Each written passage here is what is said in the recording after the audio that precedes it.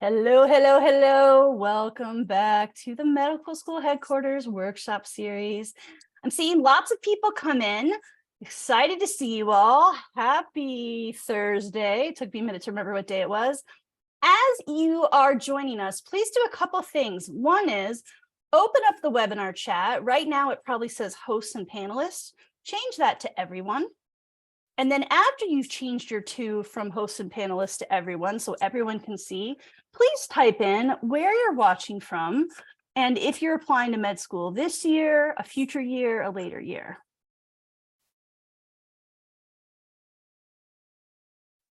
Just want to kind of get a feel of who's here. Oh, look at them coming in thick and fast. Love it. Kimberly's from Los Angeles, applying this year. Brenna, Baltimore this year. Amber, Vermont this year. I see New Jersey, Michigan, Sacramento, New York, New Jersey, Kansas, Alabama, Orlando, Cincinnati. Hey, that's where I grew up, Anil. Also Cincinnati. Yeah. So any other states I haven't seen yet that just jumped out? Sandy, lots of California, lots of Florida. All right. Welcome, welcome. Looks like most of the people here are applying this year. Someone says I'm submitting tonight. Is that late? No, you're still fine. We'll get into that more. Cool. Okay, so I am Rachel Grubbs. I'm one of the Mapped in Medical School Headquarters co-founders. I've been in pre-med advising, helping with MCAT, with applying to med school, with all the elements of the pre-med process, pre-health process since 2001. She's old, folks. I am here to be a resource to you, and I am also super excited to have a partner in crime today who's one of the newest admissions or members of the med school headquarters team. So Dina Galini, welcome. Thank you. So happy to be here. Why don't you tell the audience a little bit about your background? Sure. Thank you. So I just joined the team. This is my first week. I'm very excited about that. I am coming from a role as Senior MD Admissions Officer at Stanford Medicine. And prior to that, I was an Assistant Director of Advising for an SMP program at the Brown Albert Medical School, so the Master of Medical Sciences program, where I was a pre-health advisor and wrote committee letters. Prior to that, I worked at Northeastern in their pre-health advising office, helping to write committee letters. And I was a undergraduate college counselor before that. So definitely a lot of experience working with students and also being on the admissions side and seeing what medical schools are looking for. Awesome. Well, we're so glad you're here. I saw a whole lot of emoji reactions as soon as you started telling your background. A whole bunch of people started in with hearts and claps. So I think it's safe to say the students here are excited you're here too. Great. All right. So let's get into this. I'm going to turn on screen share here.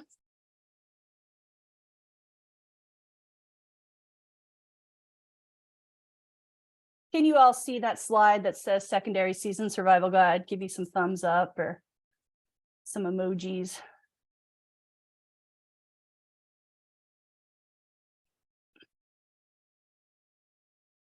All right, you can see the slide, right, Dina? Yeah, you're on mute, but I see you reacting. Okay, cool. So what are we doing today? The point of the secondary season survival guide here is first just to kind of walk you through big picture. What are secondaries? What's the right timeline for it? What are the common pitfalls? What are the common ways you can solve it? So we've got a relatively short presentation here. I think it's like 8 or 10 or maybe 12 slides, but pretty short.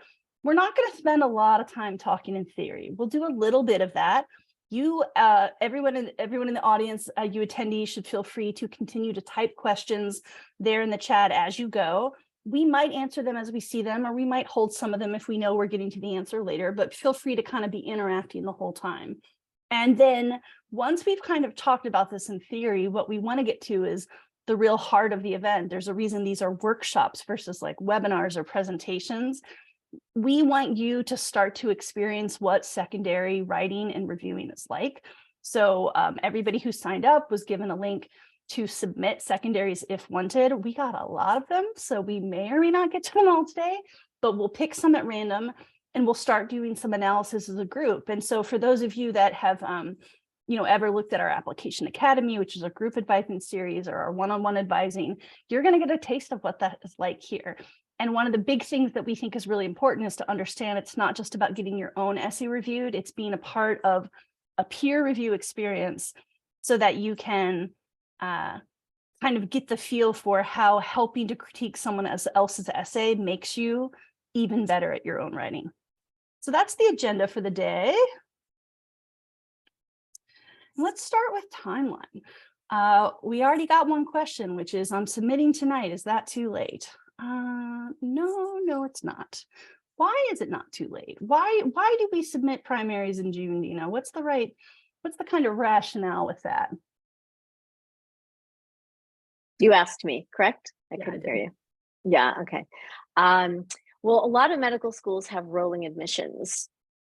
So to apply early means you're verified earlier and your application is complete and gets to medical schools earlier, so that way you can get those secondaries in. Exactly. So applying early is an advantage because the longer you wait, in July, I would say there's a kind of a backlog of getting verified. It's kind of like a traffic jam with AMCAS, where they're getting so many submissions. And instead of taking a week or 2 weeks to get verified, it might take 4 to 6 weeks to get verified. And why does that matter? Why does getting verified impact when med schools start looking at me? Because for most medical schools, they will not look at you or your application or disperse secondaries to you until they see that completed application. So your application's kind of pending being unverified. It's not a complete primary until everything is complete. And then you can start getting those secondaries in, and you can start working on those, because those secondary essays are very time consuming, yet very significant to medical school admissions. Absolutely. Yeah, and then I do want to acknowledge, we often talk about application timeline in terms of AMCAS because of what are we up to now? 213 med schools in the United States. The lion's share of them are still under the AMCAS Common App.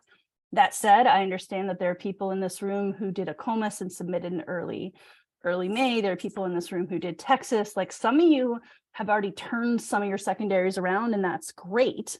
But for those of you who are applying AMCAS, the soonest you're going to get hands on an actual secondary, not just a prompt that is our best guess of what it's going to be this year, is June 30th. So this is why we consider that we're in the thick of the season right now.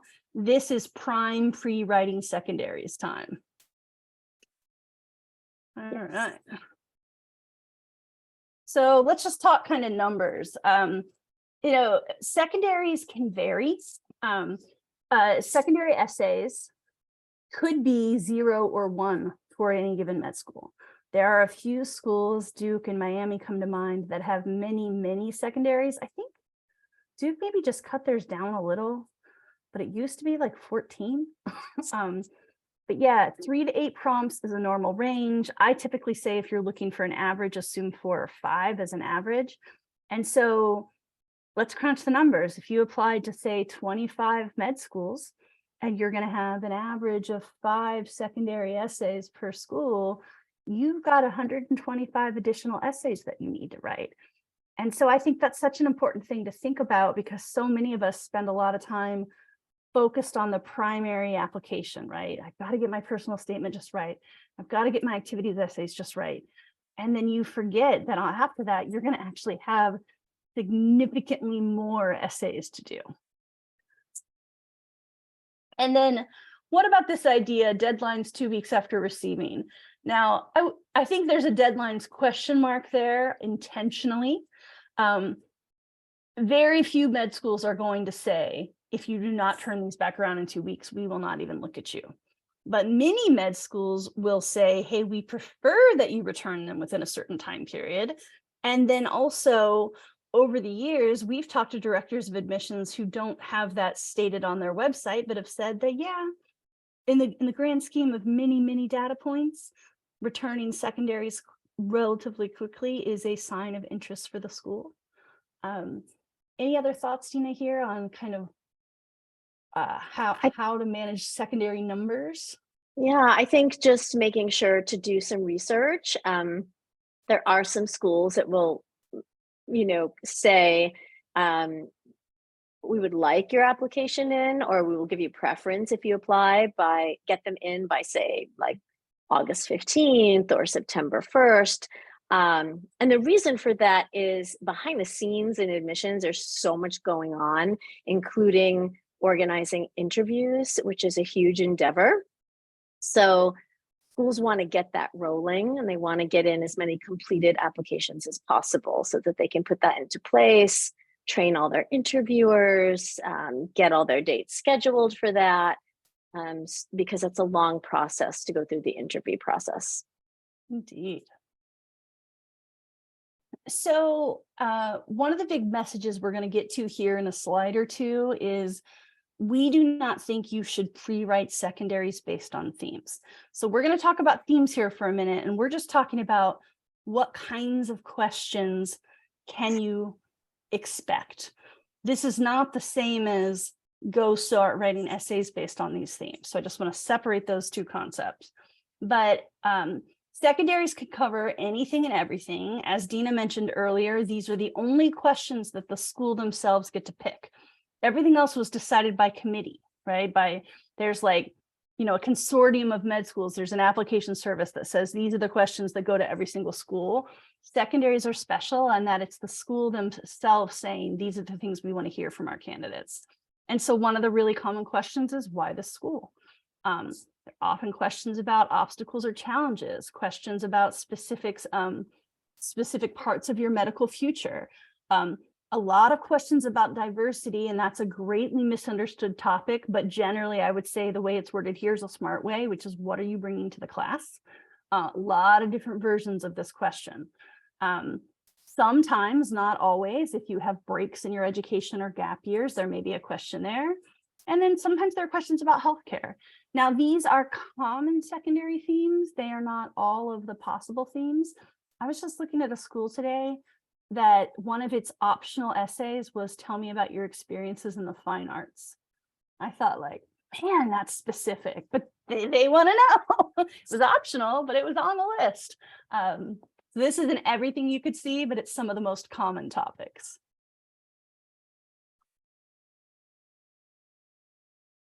Let's talk about common mistakes. The number one mistake that I see people in 20 plus years of advising pre-meds is writing a very lovely secondary essay that does not answer the question being asked. And the second most common issue I see is people who think secondaries aren't going to be all that bad. I'll just wait till I get them and then turn them all around, as though writing 125 essays in the first 2 weeks of July is a tenable thing. And then also, yes, proofread. Those are our most common mistakes. What else have you seen? What are other common mistakes, Dina, that occur in secondary essays? Definitely not answering the prompt. You definitely can tell when essays are general and they weren't crafted to be specific for a school. And I think definitely spell check. Mm-hmm. Another big thing is a lot of secondaries will ask you, well, you should know what the school's mission is. And just make sure that you know what the school and the program and the curriculum is all about, mm-hmm. because we're looking for answers to those questions that prove that you can be a contribution to this specific program. So when you're writing a general answer and you haven't done your research, it's evident. Yep, definitely. While Dina was talking, I was showing secondaryapps.com. I'm going to come back to that here in a second. Somebody said, how are secondaries weighted relative to the rest of the application? Linnea, I'm going to start with my default answer to any question about application process is everything varies school to school, year to year. committee to committee. That said, Dina, thoughts on the weight Yes. of secondaries? I agree. Everything matters. And the secondaries are really the only part of your application that is specific for that school. Like Rachel mentioned before, there's a lot of time and thought on the admissions end that goes into crafting those questions. I use the parallel of when all of you applied to undergrad on Common App and you had supplements for each school. It's the same kind of situation where admissions spend a lot of time answering those questions. I mean, crafting those questions for a reason. So I wouldn't necessarily say that I don't like the term weight, because I do think everything is holistic and weighted, significantly throughout any admissions program, but they are important and they're there for a reason. Otherwise they wouldn't be there, right? Right, exactly. All right, let me turn screen share back on here. So we mentioned here, secondaryapps.com is the best way to find prompts ahead of time. You can also look on SCN, Reddit. I normally am not a huge fan of SCN and Reddit, but that is one area where they really shine. We've had a few secondaries released already from ACOMAS and Texas schools.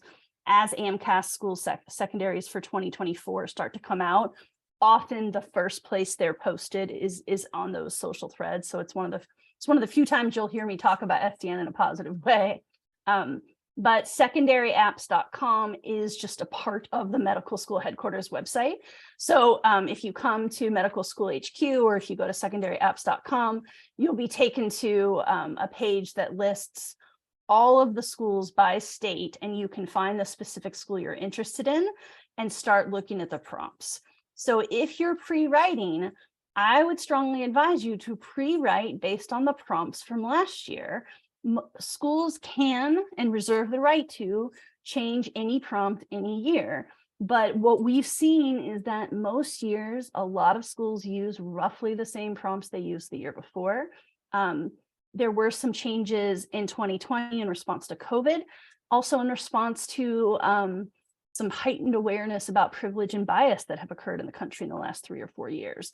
But what I tend to see is after you see ripples of change like that, like we saw in 2021, they tend to calm down again. So although we'll see in a few weeks, my guess is that in most cases, the prompts that were used for people who started med school in 2023 will be very, very similar to the prompts that are used for 2024. And again, we can do some math on this. What did I say before? There might be an average of 5 essays per school. You might be applying to 25 schools, 125 essays. If you pre-write, let's say 50 of your 125 essays, and then it turns out that 3 or 4, maybe even 5 of them changed a little bit, so you had to rewrite them, you are not going to be upset that you pre-wrote 45 essays. That's still going to be an enormous win.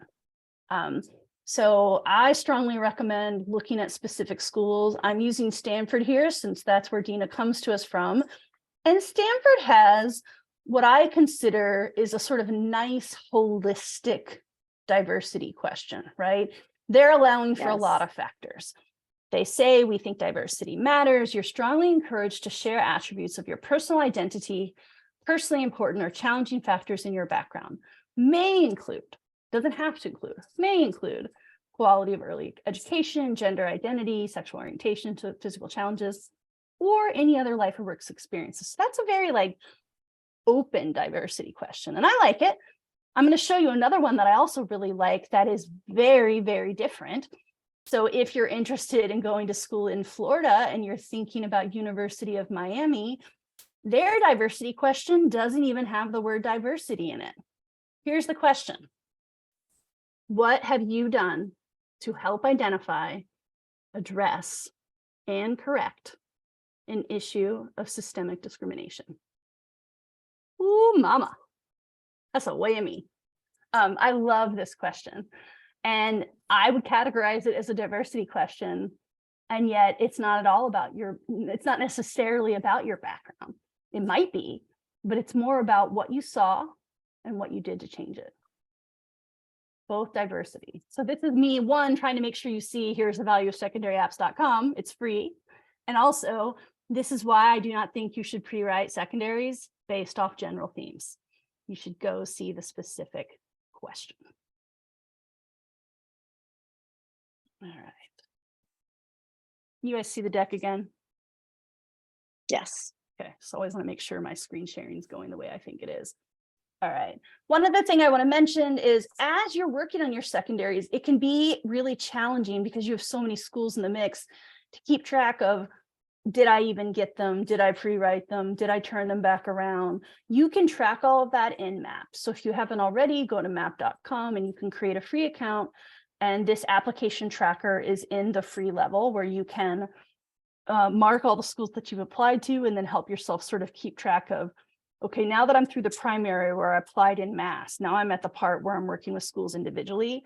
You can use this tool to help yourself stay on track on which secondaries do I still need to do, which secondaries have I received, which secondaries have I sent back or turned back around, and then you can continue that with interview and waitlisting and everything. So strongly recommend that.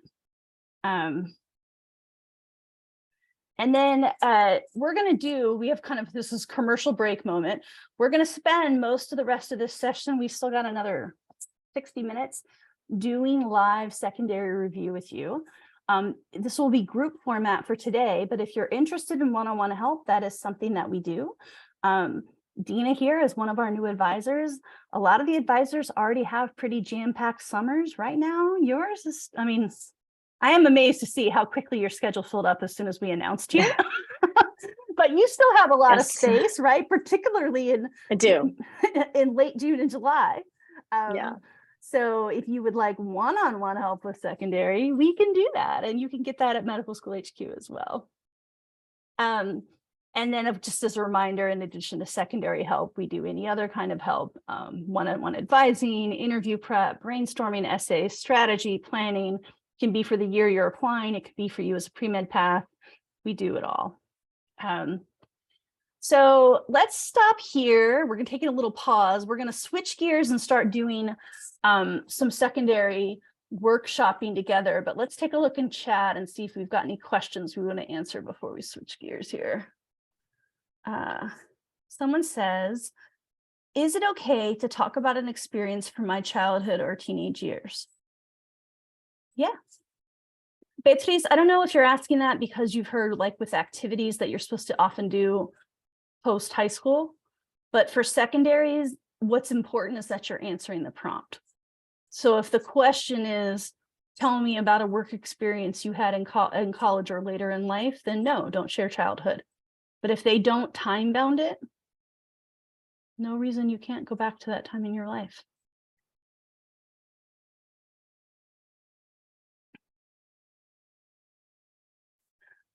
Let's see. Abby says, would you be able to describe the ACOMAS primary submission strategy people talk about where you're delaying application to certain schools to give yourselves time for other secondaries? Yeah, Dean, I'll have you weigh in on this if you're familiar with this. I never know what it seems like on the inside, but so I think the game that Abby's referring to is if someone isn't sure they're going to be ready to do all their secondaries at once, or maybe if they're waiting on another MCAT score, they might apply to one school just to kickstart that verification process, but give them time before they select all the additional schools. What do you think about that as the way it impacts your secondaries? I mean, I think it's a good strategy. I will say, like, just be aware, and obviously I wasn't a part of, the med school I worked at in admissions was part of MCAS, not ACOMAS. But just a tip that if you, let's say on your primary, you indicate that you are taking a future MCAT score. So let's say you have one score in, but you indicate a future MCAT score for, say, September. In a lot of application systems, your application is not complete until that score comes in because it's an expected score. And the scores get ponied over, right? Like automatically from AMCAS.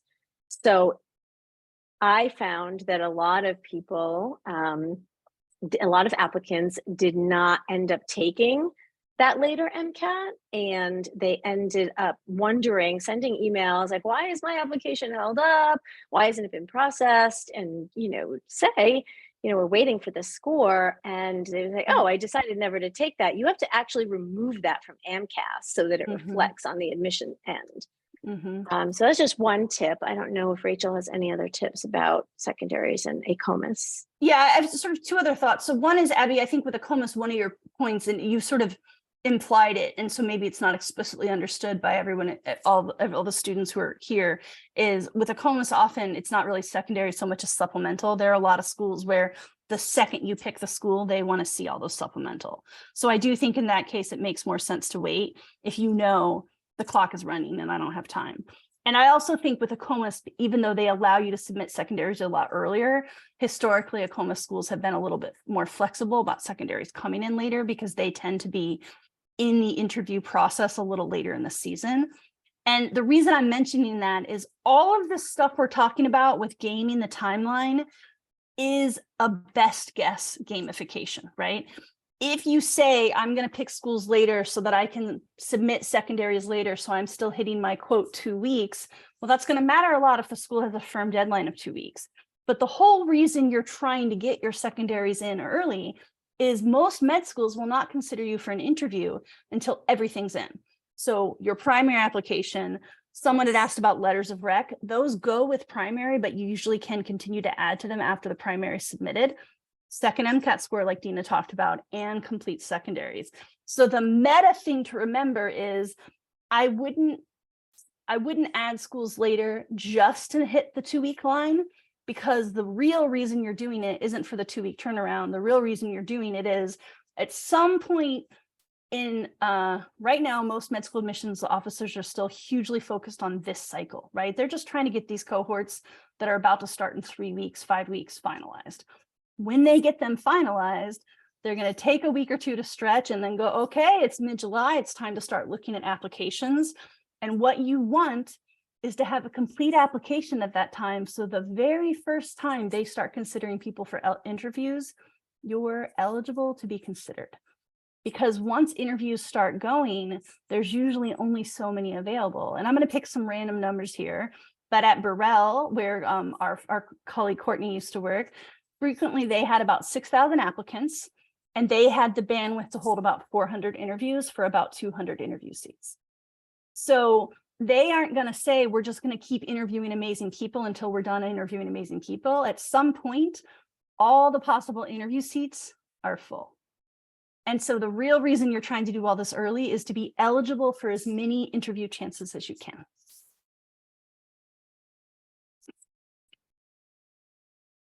Someone says, will I be at a disadvantage if my pre-health advisors can only guarantee my health committee letter by the middle of August? It is super, super common. It happens all the time.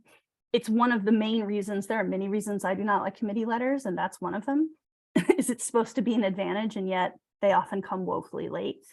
I would say it's a pro con, and Dina, you're here, so please chime in, but I find that admissions committees often really like committee letters because it simplifies the letter of rec process for them.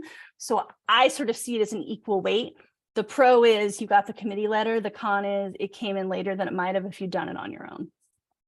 What do you think? Yeah, I've written many committee letters in my time, and I will tell you that on that side of things, there's a lot of work to be done, but it's not heavily resourced. So unfortunately, a lot of undergraduate institutions don't have the bandwidth and the manpower in most pre-health advising offices to handle the number of letters that they're writing. And it's very time consuming because at the end of the day, all pre-health advisors want to do you justice and want to help put the best you forward. And there's only so much time in the day. There's only so many people to write. And, my suggestion is getting everything into them as early as possible if you haven't already. But I don't think that, I think it's common that schools wait for committee letters, and it's understood how overwhelming the process can be. And it's not at a disadvantage to have that in August. It's very common Yeah, I have a love-hate relationship with committee letters, having written them, Yeah, same. read them. Yeah, and I appreciate the way you angled that question, because I think without the context of my answer without context could be interpreted as a slight on advisors at schools, which is not what I meant. But Yeah, most school pre-health advisors are woefully under-resourced. You have thousands of students and maybe three that's people, you know? if you're So lucky, 3 people writing. yeah, if you're lucky. Yeah, Ohio State's Honors Arts and Sciences pre-health office just went from 7 to 2. Like, that school has 60,000 undergraduate students. Come on, come on. And that's why a lot of offices, a lot of, institutions are getting rid of that process because they just can't handle it anymore. And then there are institutions that are seeking alternative ways, like, if you have professors who are, house officers in a way, certain, faculty on a medical school staff, different people to help write, but it is an arduous process. And I know it's so impatient on the student end. I've been a victim of hearing how impatient it is, but it just know that on the admissions end, I meant the advising end, on the admissions end, it's understood. Yeah, we know. yes. Like, yeah. Yeah, and so we're starting to get a lot of questions about letters of rec, so I can tell this is a hot topic. I want to make sure we still allow plenty of time for the main theme at hand, which is secondaries. But yeah, committee letters are most popularly offered in the Northeast of the United States. Most schools from Appalachia all the way to the Pacific don't offer them. Of course, there are exceptions, but it does tend to be a Northeast only thing. So if you didn't go to a school that offers a committee letter, or if you're an alum at a school that is not able, because they do not have enough people to offer alumni support, doing your own letters of recommendation individually is totally fine. So don't sweat it too much. But do keep in mind the meta point, which stands the same as secondaries, which is it's not June 15th and bust. It's a sliding scale. The earlier you get all of that in, the more likely you are to have your file actually looked at and reviewed early in the interview offering window, and that's the goal.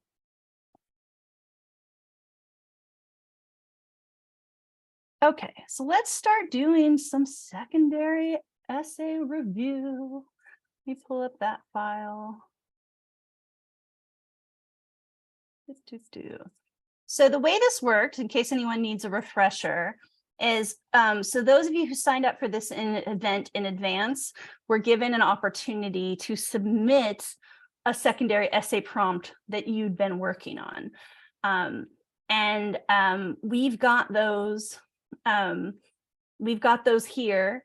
So what we're going to do is pick some at random, and we will review them as a group, and then talk about what we see and what we think is good, what we think needs additional work. Turn on screen share. All right. You guys can see this document that says secondaries here. Try to make it a little bigger. Yes. Okay. So I'm intentionally scrolling around. Whoever submitted first, be like, that was mine and you skipped me. We're going to jump around because I never want people who submit early. I don't want it to be a race to who gets in first. So something a little funky here, that school data and prompt did not come through. Looks like we've got the prompt here though. Okay. So the question is, how have social inequities in the United States affected you or the patients you've worked with? I would also, by the way, call this a diversity question. So here's yet another kind of public policy background. So let's look at our response here. This is what we're reading, and we'll just take a minute and everyone will read in silence, and then we'll start discussing.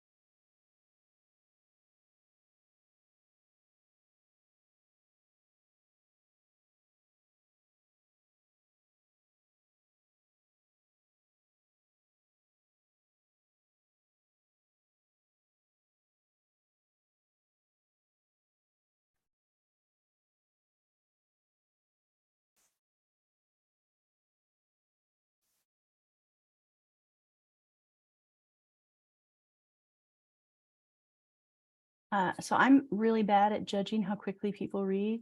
When you guys get to the bottom, either start commenting or at least write done or something in the chat so I know that you've read it. Or just start putting your thoughts on it. Okay, so I'm seeing some dones. Okay, so as you're thinking about how do I review this, how do I offer feedback, Annie's already going there and he's done this before. The number one question I'm going to ask is, does this essay answer the question? Annie says she thinks it does. She says it answers the question. This is not a competition to see who's right. What do the rest of you think? Does it answer the question?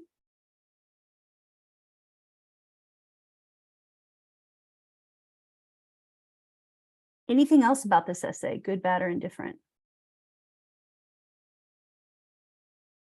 Brenna says, I think she answered it with a nice story. Megan says, I think this essay could be better if they related the reflection more directly to the patient they describe. Flora says, seemed a little preachy and too general of a response at the end. Oh, Flora, you're on host panelist. Do feel free to put that stuff in everyone, right? I mean, we need to be kind, but it's fine to be constructive. Make sure everyone can see your comments. Shannon says, I think maybe the last paragraph could tie in more. So similar thought to Flora. All right. So I think we're getting a lot of positive feedback and also some notes for possible improvement here. Dina, what do you think? Yeah, I think the second paragraph, I almost felt like, you know, here when I put up, I almost felt like the beginning here, if I can draw, that part almost should have been like at the beginning, and then use Eloise as an example. I do feel the second part of that second paragraph was a little bit, you know, you don't want to sound like almost like a textbook, like you're giving a historical lesson on anything.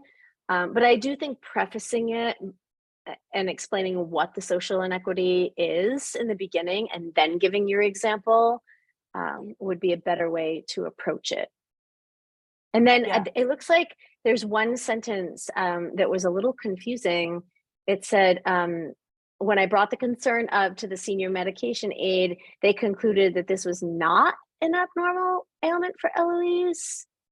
But that word "not" confused me, because if it, to me, I assessed it as it was, oh, it was not abnormal. Okay. I read it as like normal. My mistake. Yeah, but not abnormal is normal, right? So why do we do a double negative? And also, I can't tell. It was a little confusing. And I agree with you. It's confusing because I can't tell, especially since we don't get into ageism and dismissing health worries until later. What the social inequity is. Yeah. So one, I mean, like if you're going to say ageism, just say ageism. It's fine. It's okay to use an ism here. But also, was it actually abnormal, right? Are you trying to say they diagnosed it as a common thing? It's just because she's 85, there's nothing that we can do but give her compression socks? Or are you saying, actually, later I learned she had extreme neuropathy, and like one, you know, you always want to use layman's terms and explain it, but is it that she shouldn't have just been given compression socks? She should have been given the extra med. And I can't even tell if you're saying that developed later or if you're saying she got misdiagnosed at first. And I think you don't want to leave me wondering or confused. You want to spell it out. And the tricky thing is, you want to call attention to this issue, this iniquity, without trying to make it all about this one healthcare worker is bad, right? It's a very tricky line to walk.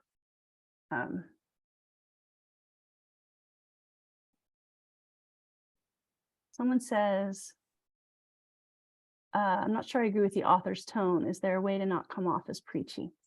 Yeah, and I think Dina called that out too. The second half of the second paragraph does feel a little preachy. Or maybe another way to think of this is, there are a lot of adjectives here without facts. So you say disastrous outcomes. Could you, instead of telling me the outcomes were disastrous, tell me what the outcomes were? And then I can see whether or not they're disastrous. Instead of often left to grow old, can you tell me what percentage of people are in nursing homes? And also, you're implying that being in a nursing home is bad, being isolated from family and friends.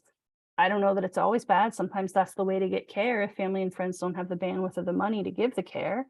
And so, It's like, an there's assumption. Yeah. there's a lot of assumptions baked in here. And I'm not saying your assumptions are wrong.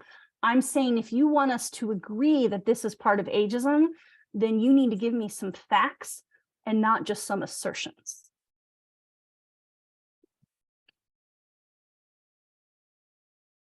Any other comments or thoughts on this one?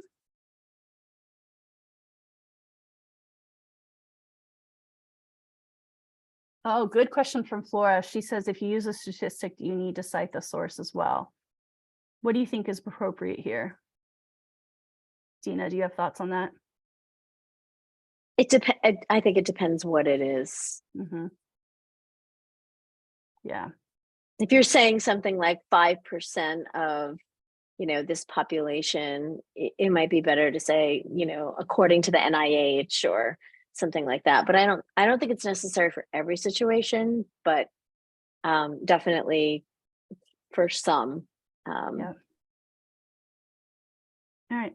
So some good stuff here, a lot of improvement points. I do want to call out one thing. Someone, and I don't want them to feel like they're being shamed, but someone in the comments said, tie into more how they as a physician will address this.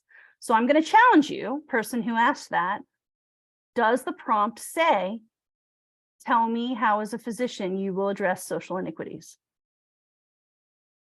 No, the prompt says, how have social inequities in the United States affected you or your patients?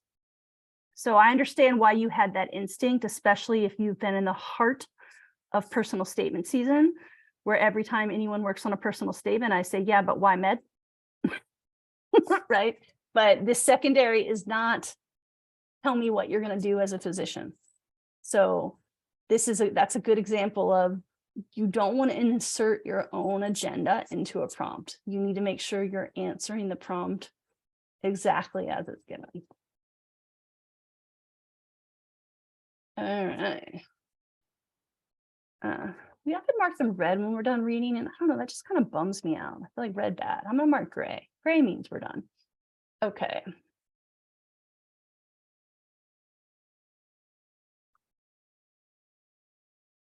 So we'll have to have a word with the folks who helped set up this automation, because it's kind of a bummer that we don't have the school or the prompt or the limit the way we're supposed to. That makes it a little bit harder to do these. So I'm not sure why that data didn't come through. But let's go ahead and look at this one that starts growing up in rural New Jersey.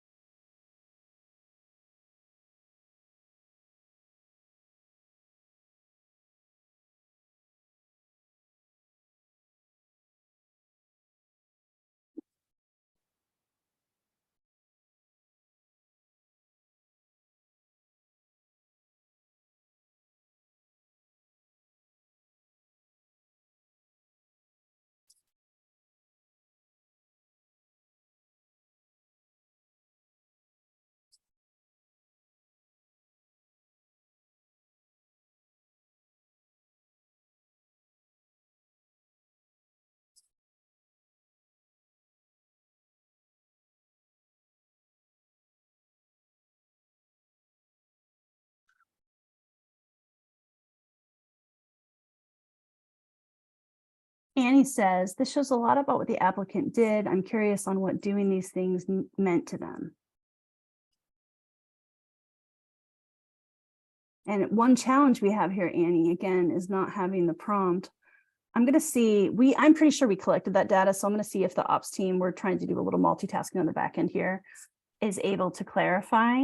I will also ask, I don't want you to have to out yourself, but if you who wrote this prompt are here, and you remember it, like you identify it as yours, could you DM us the prompt right now? By DM, I mean direct message. You guys probably know that.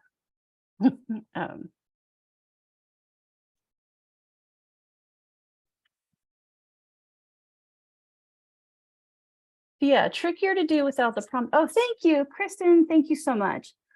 Oh, sorry, you put it in host and I just added you. Person. So I wrote it for a general diversity prompt, not a specific school. Okay. So that's kind of a problem, because what if it doesn't fit the diversity prompt that's being asked? I was going by theme because I had not just realized that advice. Okay. So let's go ahead and do it. In this case, this person did not understand that they needed to be doing off of specific schools. So they wrote this as a general diversity prompt. So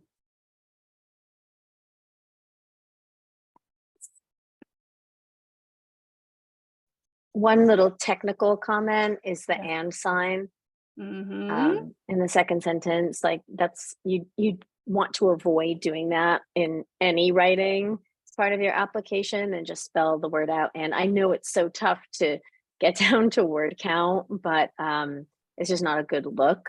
But I thought that there was a trajectory in this answer. I would have loved to see the prompt Yeah. that I thought was really well written. Mhm.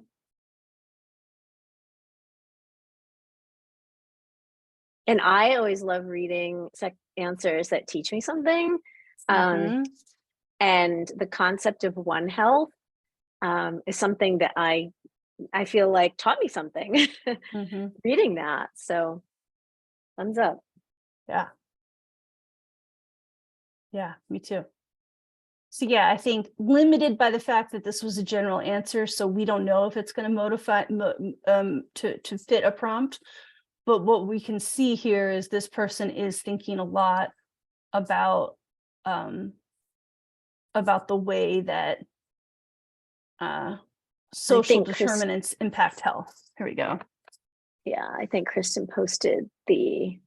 Here we go. What unique qualities or experiences do you possess, NYU? Okay. And does that have a character limit, Kristen?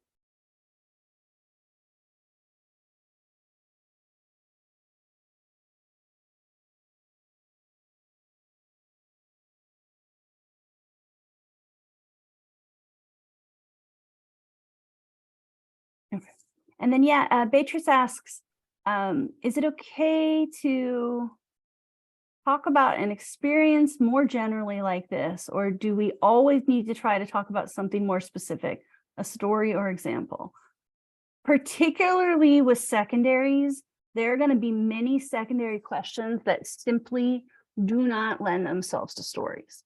And what I don't want you to do is confuse the ethos that Dr. Gray and I share for personal statements, which is that stories are a very useful tool for showing who you are as a person, versus thinking all medical school application essays involve stories, because that is just not the case, particularly for secondaries. Most secondary questions are very straightforward. And unless the prompt includes some language along the lines of, tell me about a time when, share an experience when, there's a good, I mean, this is a relatively long secondary, but sometimes the secondaries are 300 characters. There's no way you have time to do a story.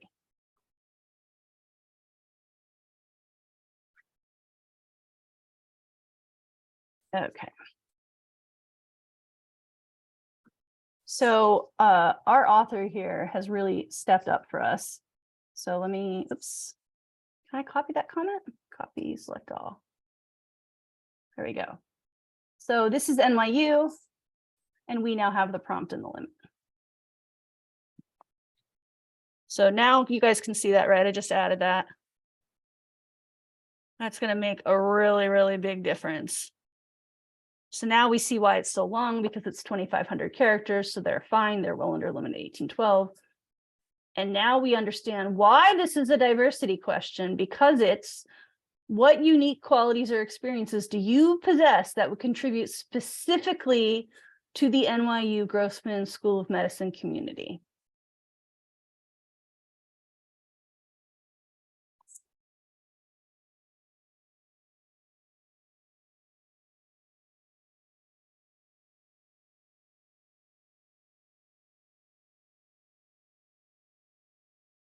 Oliver says, I'm kind of confused as to how this answers a diversity question. The essay is mostly focused on environment and bits about obesity, hungry people, and farmers. Oliver, with love, I want to challenge you. What do you think diversity means?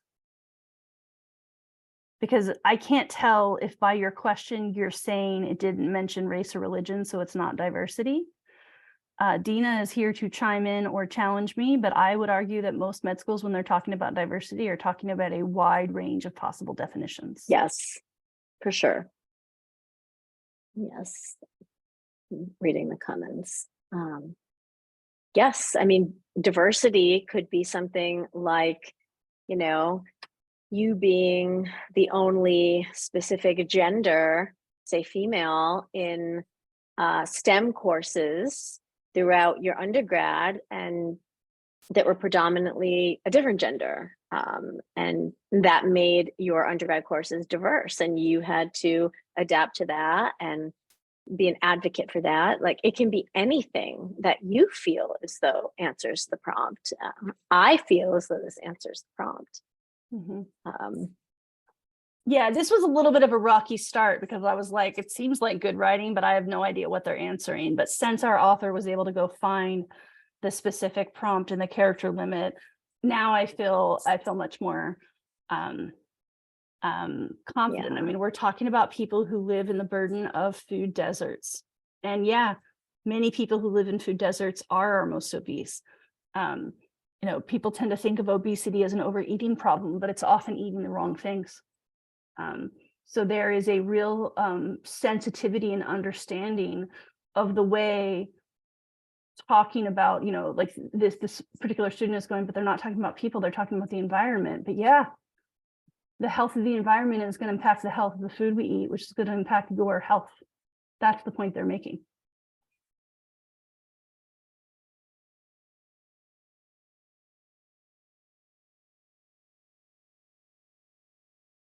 All right. So I think this is pretty strong. The one thing that I want to go back to now that we have a prompt is the question is, what unique qualities or experiences do you possess that would contribute specifically to the NYU Grossman School of Medicine? And they give me a whole lot of unique experiences that I think are great, and I learned a lot. And then right at the end, they do a little bit of reflection, and yet the reflection is, as a physician, I will continue to serve as an advocate for environmental justice policies and speak to the human health burden that injustice creates, which is great. I really hope that you do. I want more physicians who think like you. I love that. But also, did you tell me how you are going to contribute specifically to the NYU Grossman School of Medicine? I feel like this essay could have been written in response to any other med school. What I don't see in here at all is True. what research you've done about NYU Grossman, what their community is like, what kinds of things the school cares about, how you're going to tie the special projects they're already doing, the special things they're doing around environmental and social and health justice to your stuff.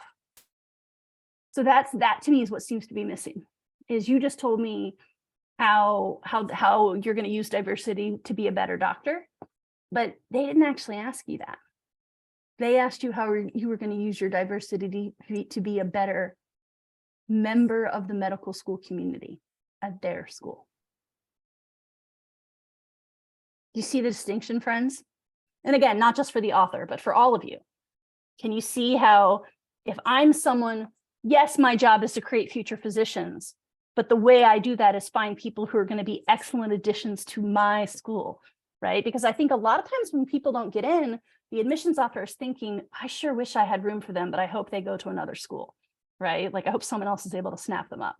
But here it's, I only have so many seats at my school. Are you answering a question in a way that makes me think you really understand what my school's about?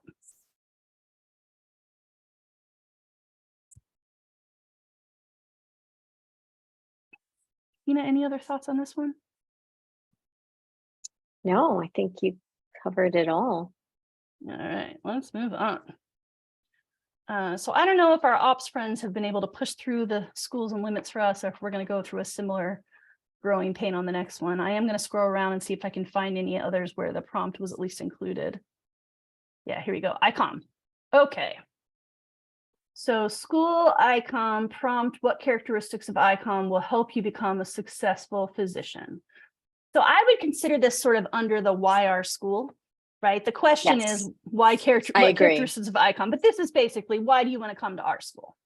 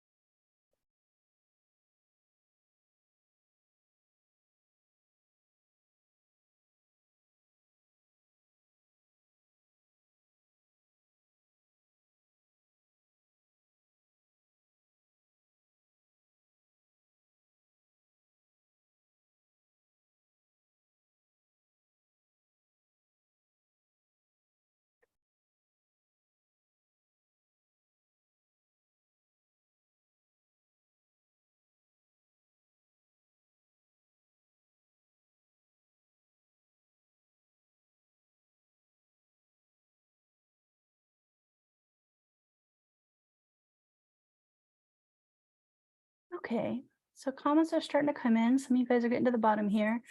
Shannon says, I like how they mentioned different rotation experiences. Annie says, it's clear they did some research on the school. Miranda says, sounds like they did their research and it answers the question. I agree with that in part. I thought it started kind of a generic way. Like, Agreed. I don't know that you need this. And again, I understand when people do this kind of stuff, this sort of introductory sentence, you are all coming by it very honest, because for the last 20 years of your lives, you've been told when you write an essay, I want you to tell me what you're going to say and then say it and then tell me what you said. That is true for a lot of school papers. These essays are not school papers, they are personal memoirs. So especially when it's only 1,200 characters, you do not need to do a basic introduction and a basic summary that is just a repetition of the stuff you're going to say elsewhere. It's just not a smart use of your characters. I don't think it's necessary. I also think it's kind of boring and slightly off-putting, because are you saying that you think I can't remember what I read 1,000 characters ago? I mean, come on, right? So like, just like all kinds of reasons not to, right? But I do really like, I wasn't even sure when I saw ICOM, I was going like, Iowa, Idaho. And then as soon as they said, go to Wyoming or Utah, I was like, okay, cool, this is Idaho.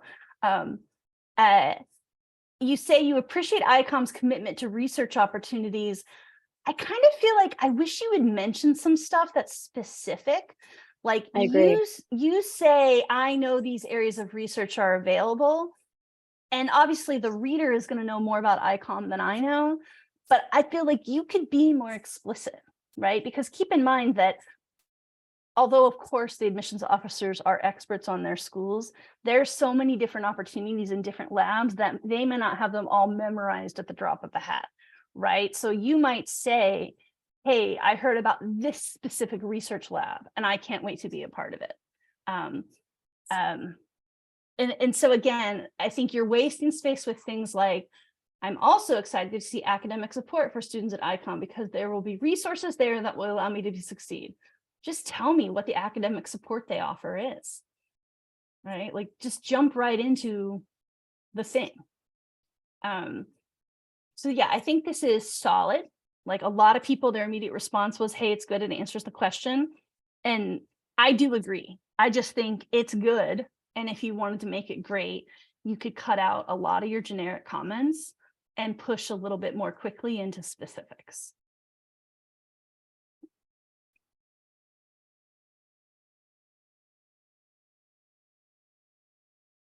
Linnea says, should you mention professors' names who are conducting research that you're interested in? I mean, maybe, but not for the sake of name dropping, right? Like, I don't think you have to. Because I mean, you don't know, maybe they're going to get pulled off that research project. Like, you don't want to make it be like, I'm only coming to work with Dr. Golini, because what if Dr. Golini is retiring next year, you know? But if it's something like, I've been following Dr. Golini's work for years and I'm so fascinated and I hope to one day be part of her Yes. lab, that seems pretty natural, you know? Sorry, in this Can I world, ma- Dina, you're a physician. No, that's fine. Can I make a comment? Yeah, please. Okay. I agree with you on the first sentence. It was just like that first sentence could have been for any school. Again, remember, like, schools are asking you specifically what characteristics of our program, our school, right?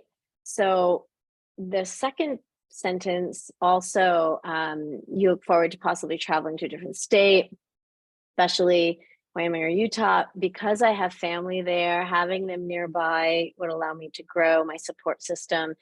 To me, that reads, I just want to go here because I have people nearby. You can keep it, but there's a different way to spin it.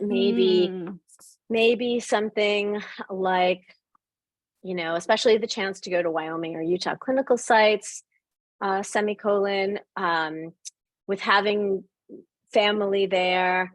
I've witnessed firsthand them experiencing lack of healthcare in the area, and ICOM would offer me the opportunity to give back to that community that I've witnessed directly impact my own family. But to me, that just sounds like I want to go to your school because I have people nearby. Mm-hmm. So just be careful with the way you word that. Yeah, very smart comment. All right, anything else on this one? Yeah, I think that's it. Okay, let's keep moving. Moving along. Still, I'm mostly looking for ones that actually tell me the school and the prompt. Right now, that's the main attribute. All right. There's a prompt. We So have a winner. Texas A&M. Wait, is this a secondary? 4214 characters, 3,500 character maximum. Okay, friend. So over 10%. Oh yeah. Now these are, if you're in Application Academy or if you're in one-on-one advising, then you already know I have a rule that is if you are over 10% your character limit, then you are not ready for review. Now, the people here today are participating in a free workshop. They might not know about that rule. I actually don't remember if we thought to tell you all that rule before you submitted. So here's what I'm going to say. Right now, I plan to skip this. We are short on essays that actually have the prompt, so I might come back. But as a general rule of thumb, so this is 3,500, so 10% would be 350. If you can't get this to at least 3,850, you're probably not ready for someone else to look at this. That's my kind of rule of thumb. So I'm going to skip you for now. I'm not marking it as done, but for now I'm going to say not eligible. Okay, let's do this one. So New York Institute of Technology, the College of Osteopathic Medicine. This one is a little over, but only over by 78 characters on a 1,000 character prompt. So they're under 10% over. So they're okay. They're still eligible. And the question is, briefly describe the reasons for your campus site choice and comment on one or two factors that are important to you.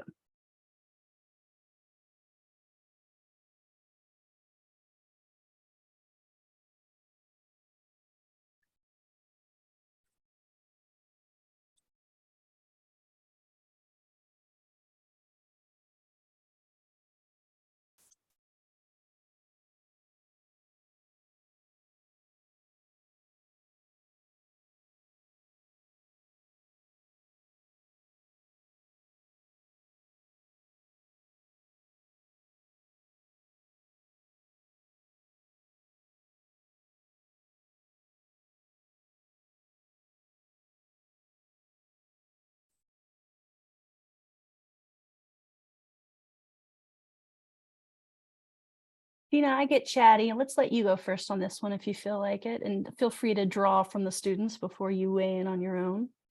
I'll let you take lead on this one. I think my first question is, the prompt says the reasons for your campus or site choice. So if there's if they're asking you to select a certain, I don't know, certain like campus or whatever, I think you should address that specifically. Yep. I think that last sentence of the first paragraph, accepted, I hope to work in the asylum and community free clinic. I think this is an example of using the proper name. Is it, the NYT community free clinic demonstrates that you've done your research on those particular venues, so to say. Yeah, and I think it's the second paragraph is a little general. Because the prompt is pretty specific. One or two factors that are most important to you in choosing where you wish to pursue your medical education. So why are you choosing them? Mm-hmm. I don't know. What do you think, Rachel? Yeah, I agree. Yeah, something about I agree with you about, rather than say community free clinic, name it, but particularly I hope to work in the asylum. Maybe there is a mental care institution that's associated with NYIT that is still called asylum, but I thought that was sort of honestly a word we don't say anymore. Like when you say unless asylum, it's a proper name. Yeah, so use the proper, unless it's a proper name, right? Because when you say asylum, I think insane asylum, and then I think like we don't have insane asylums anymore, right? We have like mental health care facilities, right? Like ones that don't other sick people. Yeah. See, I think the big question is, and maybe you guys know, someone chimed in the chat, the way that says describe your reasons for your campus site choice, I just don't know the school off the top of my head. It sounds like there's multiple campuses, right? Like, seems like maybe I can Google real quick. But yeah, I don't feel like they really explain campus site choice. They just say school, but it says campus site choice, and you don't mention which specific campus you're interested in. Yeah, there's a campus in Arkansas. Thank you, Annie. That's what I was trying to remember. So I have no idea here. You say it's proximity to the area I hope to practice in, and I still have no idea if we're talking about the New York branch or the Arkansas branch. You say underserved populations. Are you talking about the urban underserved in the Bronx? Are you talking about people who live in really remote mountain communities in Arkansas? Both need lots of help and love, but it's completely different. It seems like, I don't know, it seems like you didn't really think about that there were multiple campuses. It seems to me you weren't aware, because that prompt is specific. The first thing I thought of when I read that for your campus site choice is multiple campuses, multiple sites. So I think it just read as though you weren't aware of that. Yeah. Which, Adina, I think that was something you said probably 2 times already, but it sounds like it's worth a third. Research your school. Yeah. Okay. There's some potential here. I don't want this poor person to think we're giving you all bad feedback. It seems like you care about mental health. It seems like some you care tweaks. about, yeah. So I am getting part of that second part, which is what's important to you. It seems like you care about mental health and underserved populations. So those are factors in you choosing your schools. But you didn't give me any specifics that tie those things back to the specific NYIT branch you want.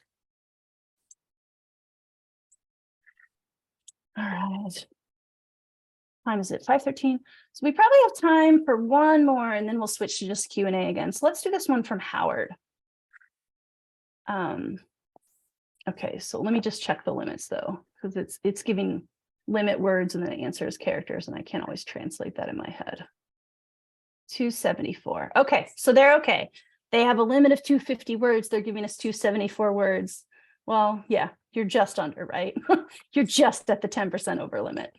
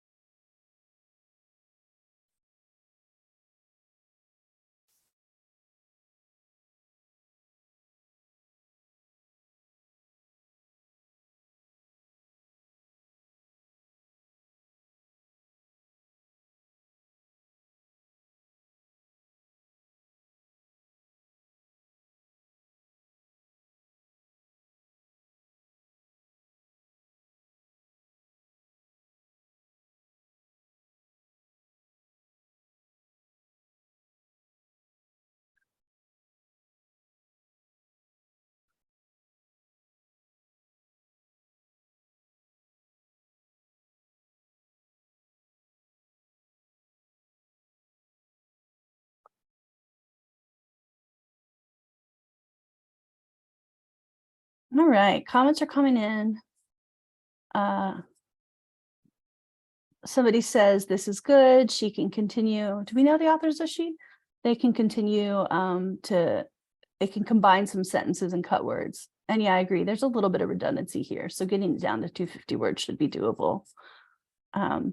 Annie says, I enjoy that they talked about themselves in relation to the topic, which, yeah, I mean, because obviously the question is, do you plan to practice medicine?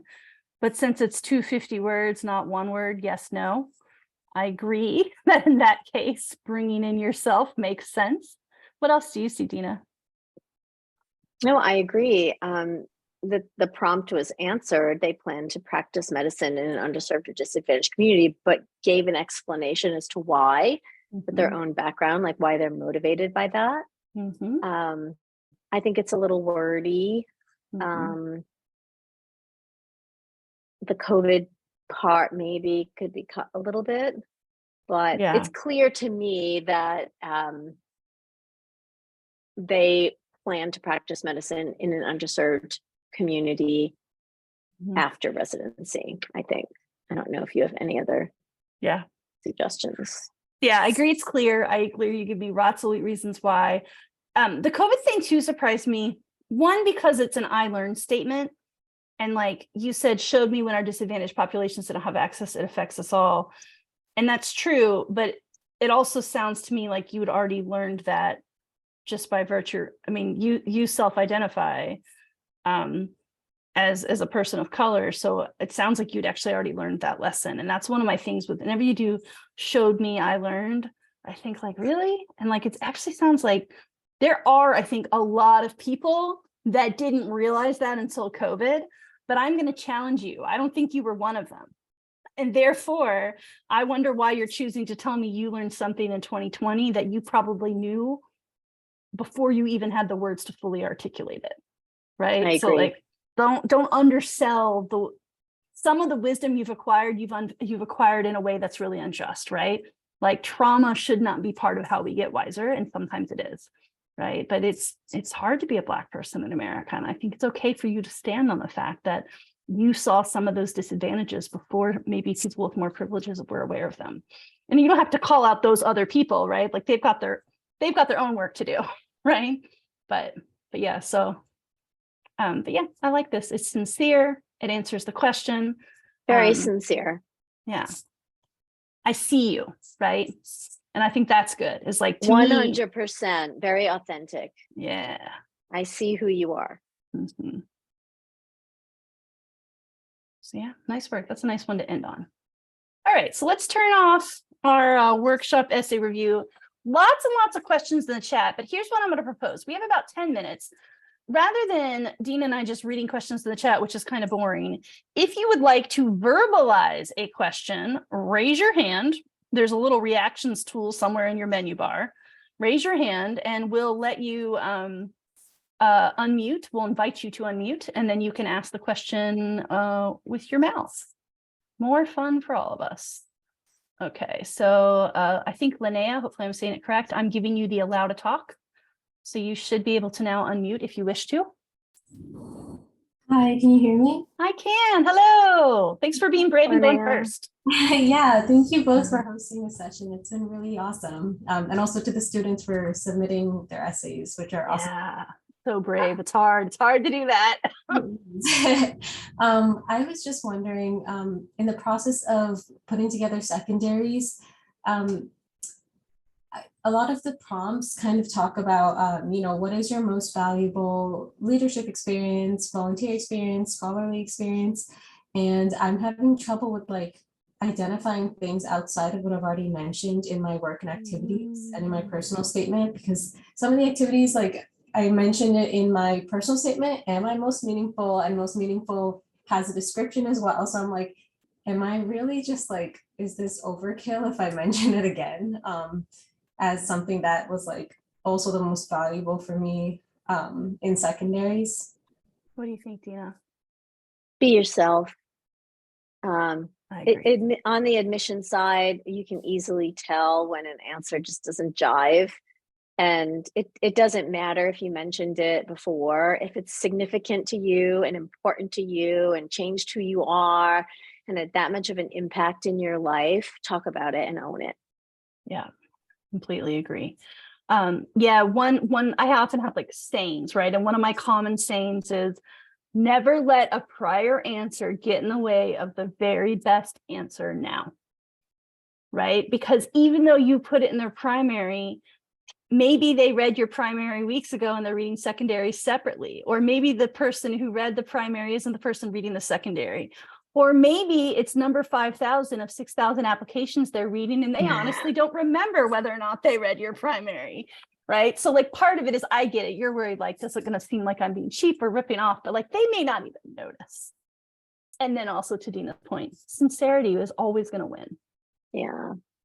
Okay, thank you so much. Yeah, you're welcome. You're welcome. Thanks for being here. All right. I will, what do I do? Disable her talking. And then I thought I saw another hand up and then it went away. I don't know if somebody got shy. Any other questions? Do you see hands up? Oh, there we go. Whit. I there's thought I one. saw your hand Whit. up before, Whit. My old friend, Whit. What's up? Oh, old friend. Thank you. I appreciate it. And thank you, Dean, for joining us today. Really appreciate it. Your input has been incredibly helpful to all of us, I think. I'm just curious if you've got a full list of some of those recommendations that I saw in the first couple of slides, like just making sure that the question is answered. And I think you had mentioned through there that there was no need for a summarizing sentence towards the end. Do you have a full list of those that I just didn't see? I think they're all in this book. Am I on camera? I do have that book, yes. In the secondary section. Okay, gotcha. Thank you so much. Appreciate it. Yeah. Thanks for letting me plug Brian's book. Always happy to help. Any press is good press. Anything else, Whit? Nope, that's it for me. I just wanted to make sure that I had all my ducks in a row before I start hammering these out. Okay, cool. All right, I'll disable your Thank you talking. for the then. question. Yeah. Ooh, Linnea, did I forget to raise your hand or did you raise it a second time? Type in the chat. I don't remember. Second time. Okay, and I'm happy to let her go twice. Oh, there's someone else. I was going to say, unless someone else wants to go. Okay, I'm going to let Sarah D go first instead. Hi. Hello. Hi, Sarah. So I saw some things online about people were cautioning other students to write about a previous personal health struggle as a greatest challenge, because that might be a red flag for admissions. What do you think about this? I'm going to let you talk, Dina. I think it depends what it is, but I'm going to tell a little story here. I'll use this opportunity. Back in the day when I was a high school college counselor many years ago, and I used to require that as part of the application process, students shared their essays with me because I wanted to be able to answer any questions if admissions officers would call me, and I just wanted to be prepared, and I also wanted to give feedback on writing. And that particular year, I had one student who didn't share her essay with me and just refused to let it slide. So going on in the cycle in the spring, I got a phone call from a particular college, and they said, we just want to let you know that had she not written what she wrote about, we would have accepted her. And I said, well, what do you mean? And they said, well, did you read her essay? And I said, ironically, she was the only one I didn't read. And she had written about a significant health challenge she overcame. And the college said to me, to us, it's a huge red flag, and we don't know if we have the resources for her. And the ultimate goal, I think, of any admissions, whether it's MD, undergraduate, law school, is we want to see you succeed, right? We want to take you in and kind of cultivate you into what you're paying to be there to become. And if there's any indication that that's not going to happen, I think it could be a red flag. However, if it's something that really changed you and motivated you and changed your trajectory and really impacted your experiences, then I think it's okay, but just be cautious. A little tale I had to tell. Yeah, I love that answer. And it's why Yeah. I, obviously Ryan and I can't just go hire 1,000 people because, got to pay bills and pay salaries and stuff. But every time we get to bring someone who's been a former director of admissions, I love to just see that lens of like, here's what it's like on our side, right? Like the school's afraid they couldn't accommodate her. We're not even talking about the legality of it, right? Because by law, Sarah, you do not have to disclose your need for accommodations until you've been accepted. But not every personal health story is going to immediately tie to a need for accommodations. So I often think about this. So just to sort of give you a different angle from Dina's sort of thinking about it in terms of like safety, right? Like what's going to be a good fit for the school? What's going to keep you inspiring confidence? I'm going to think about it from a mental health standpoint. And my rule of thumb with any prior health story, whether it's physical health or mental health, is it is fine to talk about scars. And I strongly advise you to be careful about open wounds. And I mean that literally and metaphorically. Oh, that's so good. Thank you. I love that. Right. So if whatever health issue you have that you think is relevant to the answer is something that you've weathered, and maybe you're not better, but you figured out how to cope, right? Like life happens, we have sicker days and healthier days. But if you're at a point in your life where you can say, I've been coping for a long time and I've coped through some highs and lows, and I know I can keep coping, and this is a strength, I've turned my pain into power, then honestly, I really want to hear that story. But if when you tell the story, you leave me wondering, does she really have a grip on managing it yet? Is she ready for the most rigorous education system this country offers?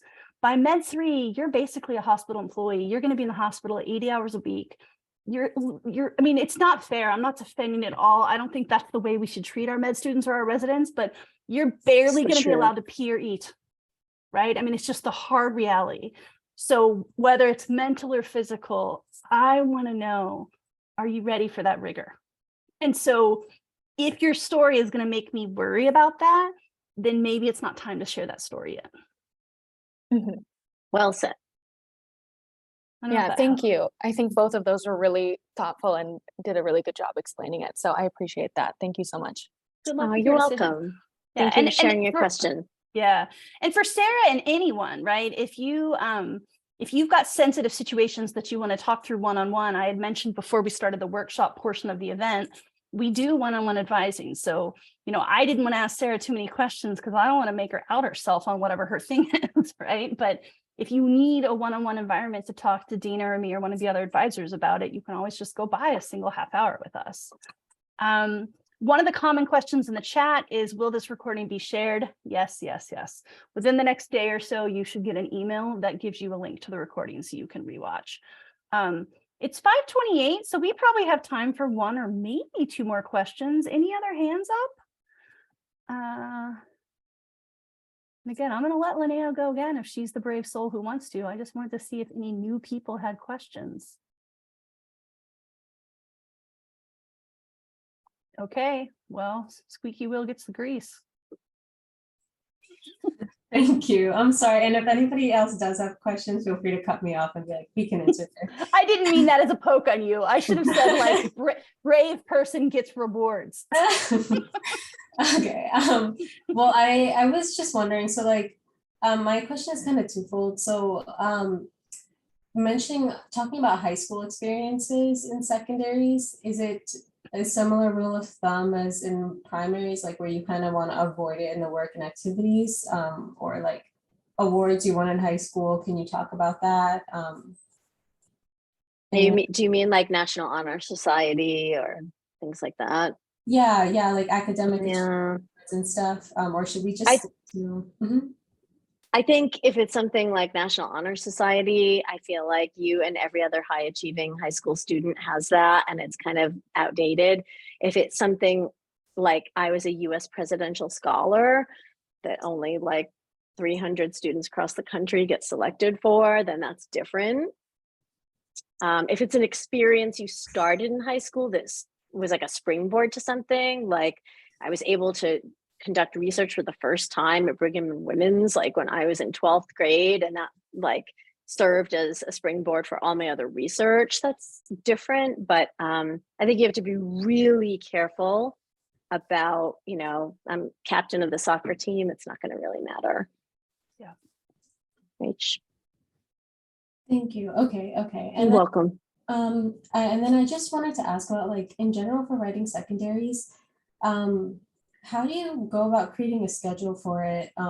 Especially if you started writing it a little bit late, like myself, I didn't start until pretty recently, and I'm just trying to figure out how to make sure that I get as many essays pre-written as possible. So is there like a recommended schedule for like the number of essays you should be doing every day, or like how you should be spacing it out and stuff? You want me to take this one? Do you have thoughts, Dina? Sure, you can take this one. So first of all, I want to challenge you, Linnea, that you're early. You're doing great. It's June 15th and you're already pre-ready. So you're in amazing shape, right? I mean, you literally could not submit your AMCAS before May 30th, right? So yeah, there are a few people out there who were pre-writing their secondaries in April and May, and like, yeah, right, they're top 1% of the top 1% in terms of starting early. But you've got a solid 2 weeks before any of your AMCAS secondaries are going to show up in your doorstep. And I don't think you have to have pre-written them all. And so I spent a lot of time earlier saying, please, please do not write for generic prompts, write for specific prompts. That said, you are going to be able to borrow from yourself. Not every diversity question is created equal, but many diversity questions have overlap. So if you have written a stellar diversity answer for one specific school, you may find that 3 or 4 of those sentences land in another essay, and then 3 or 4 different essays land in another essay. So I wouldn't worry too much about schedule, because what you're going to find is the further you get into the secondaries, the easier it gets, because you will be borrowing from yourself a lot. Not wholesale, this essay picks up and lifts and goes in, but ooh, I already touched on that a little bit. Where are those sentences? I'll go find them, right? So make sure everything's in a big searchable Google Doc so you can find it all again later. If you can do even 3 or 4 a day, which is, I mean, to me, that's pretty ambitious. And I'm not saying get them done. I'm saying like chip away at 3 or 4 a day. And again, I use that example of what if it's 25 schools and 5 essays per school.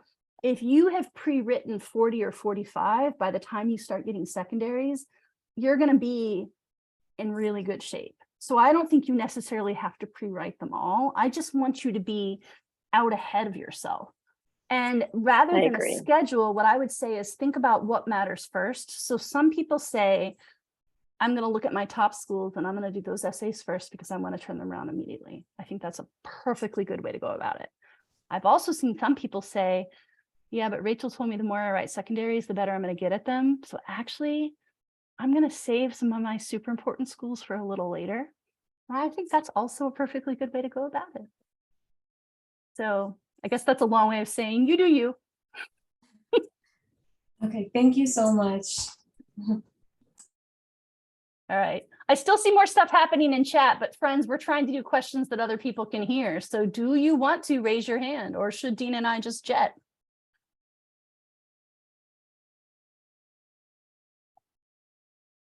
Okay, no hand raising. It's 5:34. We started at 4:04, so we've hit our 90 minutes. I really appreciate you all coming out. I love the interaction. One of my favorite things about working with pre-meds is how highly engaged you are. I love to see your passion and your commitment. So good luck. Thank you for being here. Keep an eye out for the email with the recording, and visit medicalschoolhq.net if you want to sign up for some one-on-one advising with Dina or one of the other advisors. Thank you, everyone. Bye. Bye.